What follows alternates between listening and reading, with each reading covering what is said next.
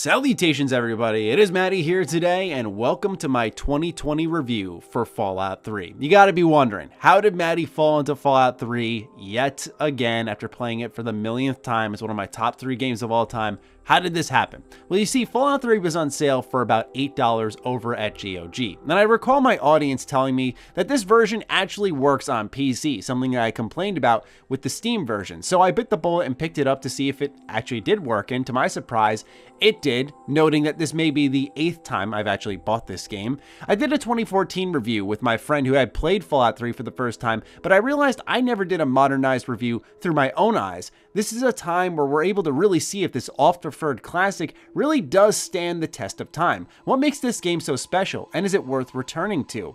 Well, that's what we're going to be answering today, so get comfortable, and let's start off with the introduction. I feel like I could do a 40-minute breakdown on why Fallout 3's introduction sets the stage for the entire game so perfectly. Honestly, this is one of the best beginnings to a video game ever. No matter what, even if you don't like the base game, the way that it sets the stage is beautiful. From the introduction, seeing the messed up wasteland, to Ron Perlman's introduction like we've always seen in the Fallout games, to life in the vault, putting ourselves in the shoes of a typical vault dweller, seeing an experiment gone wrong, customizing your character, the birthday party, the goat. Everything here serves to build you as a character, but also the narrative that's in place. Everything about Fallout 3's introduction is just right. If there's anything I can say, it's flawless. But what happens when you leave this vault and you enter the open world? You find yourself a marvelously designed world, feeling truly desolate, with beacons of hope strategically planted on the horizon. Fallout 3 was at the forefront of open world design. You'd see a lot of debris, a lot of broken buildings, but then just one thing stood out in the distance, and you'd mark that as your points, your destination that you had to get there. But from point A to point B, a lot of things will pop up on your travels that'll distract you, that'll excite you, that'll scare you, and that was one of the strongest aspects of this game. But once you reach these locations, you realize the inspiration of design in some of these towns that truly shines through. Seeing the turbine pick up to propel the wings of a formerly crashed plane as I entered Megaton is such a thing of artistic beauty and creativity. The Dunwich building, which could be mistaken as just another dungeon on the surface. Oh, it's an office building, I'm going to explore it. But it delivers one of the creepiest sub-stories in the entire game. As I returned to Fallout 3, I realized something that I don't see in any Bethesda game studio games. This is truly what you call a dream game. Some of the quests, encounters, and characters truly feel as if they were spawned out of the mind of a creative individual who daydreamed of making something like this, and that their time had finally come. Some of the developers had to have been playing Fallout 1, 2, and saying, man, one day I hope I get to work on my own Fallout game, and this was their chance. The environmental storytelling depicts it so much. So let's stick with the Dunwich building. Right from the get-go, as you enter, you see a skeleton traipsed over a box. As I look closer, I learn it's a box full of grenades. The beauty of this environmental storytelling is you're able to piece together in your head a vision of what may have happened. Did this poor soul crawl to these grenades as a last-ditch effort? Having things left to the imagination is good for the game's health, but fortunately, it's not the only form of story told to you. 76. Throughout this specific building, you're going to find a matter of audio tapes, enemy placements, and types will indicate what's really happened here to tie into those audio logs. So it's one of the rare moments where Fallout 3 just lets the area do the speaking for itself, unlike some of its more directed side quests. You're going to meet an eclectic, odd bunch of folks across the capital wasteland. It's a stark contrast to the otherwise dreary world. Dark humor and wacky requests are peppered about. I'm looking at you, Moira. This woman legit wants me to help her make a survival guide by putting my neck on the line in the middle of a goddamn apocalypse. That said, the manner of approach in these quests is much more open than Bethesda games nowadays. I could lie my way through this survival guide. I could roast Lucas Sims games had. I don't know what that has to do with anything, actually. Point being is there is some degree of agency here that we just don't see in Bethesda Game Studio games nowadays. And a lot of people were first introduced to Fallout with Fallout 4, and they have not experienced Fallout 3. And this is a game that should be experienced because it offers you something that made Fallout such a popular franchise. Now, I've highlighted creativity, a sad world, wacky characters, creepy moments, and so on. As I put the words on paper for this script, it makes sense why Fallout 3 is held in such high regard. The moment to moment is just something you can't get anywhere else. One moment you're helping ghouls invade a tower full of elitist rich assholes, and the next you're stumbling into a horrific Deathclaw ambush. You just never know what's going to happen as you explore the wasteland. And I think it's because of the way the content was structured and created. Allow me to get into that a little bit. While Fallout 3 isn't a short game, especially considering its wonderful DLC minus Mothership Zeta. I mean, come on, they're trying to tell us the aliens are the reason the Great War happened? No, not worth my time. Still, it's not as long as open world games nowadays. It was crafted in a unique time where needless bloat did not ever feel necessary. You didn't need radiant quests and mindless crap to run on repeat just to bump up a player's hour count. Because everything you come across is created with an intent,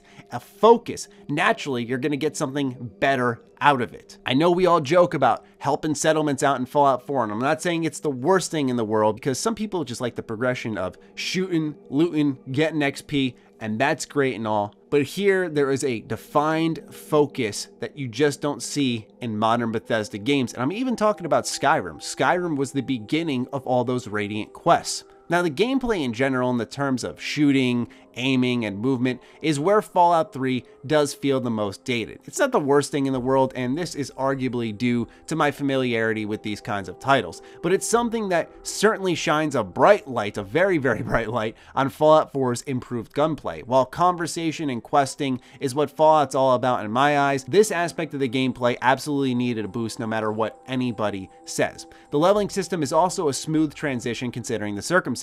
Something that a lot of people don't think of when you look at Fallout 3 is that prior to this game, this was an isometric RPG series, meaning that perks and all the other aspects of the gameplay are going to play out completely differently from an open world first-person / third-person shooter. Fallout 1 and 2's bloody mess just meant that there was a more gruesome outcome for your foe. Meanwhile, in 3, it increases your damage output on top of the explosion of blood and guts, which was a little more significant back then because of the updated technology. And I know it's funny, updated tech, Bethesda in the same sentence, I get it, but hear me out. The same seamless transition can be said for Vats. The poor shooting is almost excusable thanks to this easy to abuse yet satisfying system. Watching your opponent fall apart due to specifically targeted attacks is continuously satisfying even all these years later. And I think a lot of that is also chalked up to the sound. I mean, listen to this.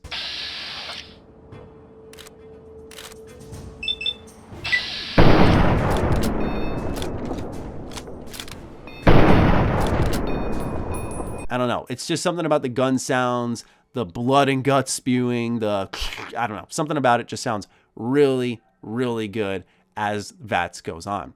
Now, arguably, Fallout 3's Achilles heel is its black and white approach to morals. While the karma system is in place to keep your character properly aligned with the choices you make, and I understand that, it means that the consequences of said choices is inherently designed to go one way or another thanks to this system. So Fallout 3 very rarely poses a choice where you go, ah man, everyone's losing in here, and I honestly don't feel good about this. Enforcing the karma system, practically every choice you make is either for good or for evil. There isn't much walking the line or ambiguity. You're either on one side or the other. So when you're role-playing in this game, it's either I'm going to be a good guy or I'm going to be a bad guy. There's no in-between. There's no moment-to-moment decisions where you're sort of walking the line in a moral gray area. You're not going to really find that in Fallout 3. And when you look at New Vegas, that is a big weakness there. Now it's time to wrap this Fallout 3 2020 review up. I'm so happy I went back to this game, and it feels even better to know that it's aged so well. I didn't really have any question